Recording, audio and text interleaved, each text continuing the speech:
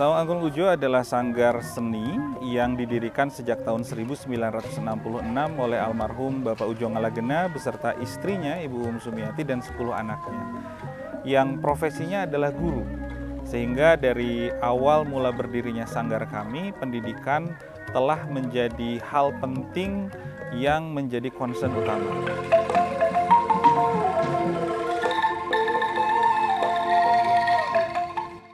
Jadi awalnya Pak Ujo setelah pagi-pagi mengajar di sekolah, dia sore ini pulang di beranda rumahnya mengumpulkan tetangga-tetangganya dan mengajarkan mereka tentang kepribadian, tentang etika, tentang seni, tradisi sebagai bagian dari pengembangan anak.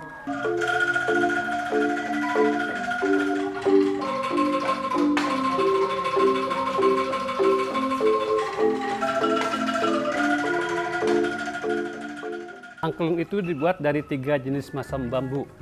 Pertama ada bambu hitam atau awi wulung, kedua ada bambu apus atau awi tali, ketiga ada bambu bitung atau awi gombong.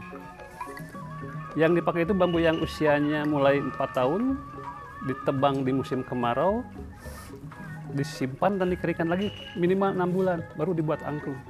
Setelah bambu kering, dipotong-potong, lalu dibuat bakalan atau bahan setengah jadi. Selanjutnya dibuat nada atau suara. Setelah selesai dirangkai dengan kerangka dan terakhir diikat dengan rotan. Pada awal dibuat nada pasti nadanya tinggi. Untuk merendahkan nada surut bagian pinggirnya. Ini untuk merendahkan nada. Tetapi kalau kita kelebihan menyerutnya, jangan dibuang. Untuk balik lagi ke nada asal, dipotong atasnya. Jadi tinggi lagi.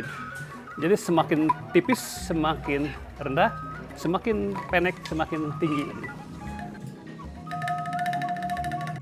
Pengunjung kami ini memang kalau kita bagi secara demografi, pertama tentu ada domestik. Domestik ini kebanyakan didominasi oleh adik-adik atau kakak-kakak di sekolah.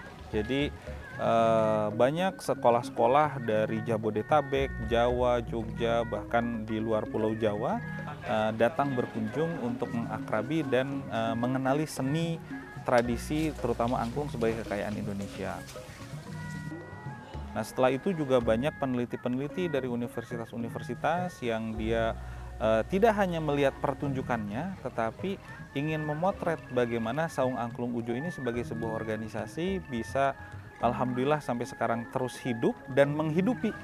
Jadi bisnis kami ini bukan hanya bisnis keluarga, tapi bisnis komunitas, bisnis masyarakat. Bagaimana seluruh tetangga-tetangga, karyawan, lingkungan sekitar itu tumbuh bersama, melestarikan tradisi dan mengembangkan ekonomi kerakyatan. Di luar dari segmen masyarakat domestik, banyak mulai bermunculan banyak kalau sejak zaman dulu adalah wisatawan-wisatawan asing, terutama dari Eropa. Nah, Eropa ini hadir terutama di kota Bandung karena punya ikatan emosional.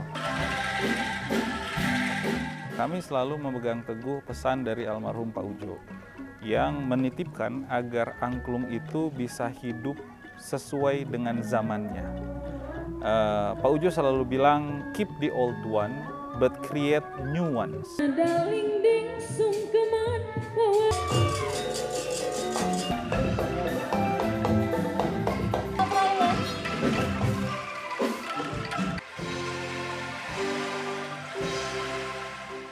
Kami ingin bahwa Saung Angklung Ujo ini menginspirasi tidak hanya dalam bentuk tontonan tadi, tapi yang paling penting tuntunan untuk menjadikan setiap bangsa yang mengapresiasi seni ini tergugah untuk memberikan yang terbaik bagi lingkungan sekitarnya.